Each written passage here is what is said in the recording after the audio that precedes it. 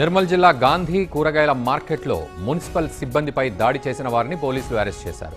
Cooption సభ్యుడు బహదూర్తో పాటు మరో 8 మందిపై పోలీసులు అట్రాసిటీ కేసులు నమోదు చేశారు. రోడ్లపై కూరగాయలు అమ్మడం వల్ల ట్రాఫిక్ జామ్ అవుతుందని స్థానికులు ఫిర్యాదు చేశారు.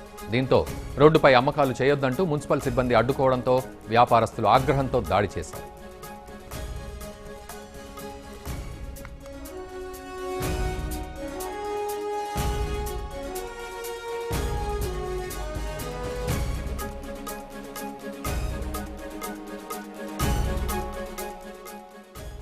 నిర్మల్ జిల్లా గాంధీ కూరగాయల మార్కెట్లో మున్సిపల్ సిబ్బందిపై దాడి చేసిన వారిని పోలీసులు అరెస్ట్ చేశారు.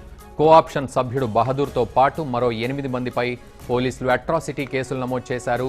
రోడ్లపై కూరగాయలు అమ్మడం వల్ల ట్రాఫిక్ జామ్ అవుతుందని స్థానికులు ఫిర్యాదు చేశారు.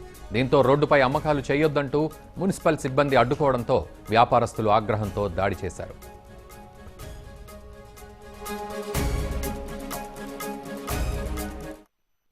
ఉన్నటువంటి గాంధీ కూరగాయల మార్కెట్లో ఈ మున్సిపల్ అధికారులు కూరగాయలు వ్యాపారం చేసుకున్నటువంటి వ్యాపారస్తుల్ని మార్కెట్లోకి తరలించే సంఘటన లోపల జరిగినటువంటి ఇన్సిడెంట్లో కూరగాయల మార్కెట్లో ఉన్నటువంటి కొంచెంమంది వ్యాపారస్తులు చిన్న వ్యాపారస్తులు మున్సిపల్ అధికారుల మీద దాడి చేసి గొడవ జరగడం జరిగింది.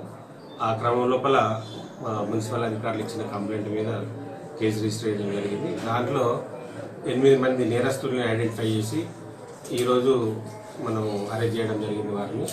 వారిని కోర్టులో ప్రొడ్యూస్ చేస్తాం. ఈ తర్వాత కూడా ఇప్పుడు మున్సిపల్ అధికారులు కూడా నిన్న కొద్దిగా వాటర్ సప్లై బంద్ చేసినారు. వాళ్ళు అరెస్ట్ అయిన తర్వాత వాళ్ళు కూడా మున్సిపల్ అధికారులు కూడా వాళ్ళు ఇప్పుడు వాటర్ కూడా రిలీజ్ చేయడం జరిగింది.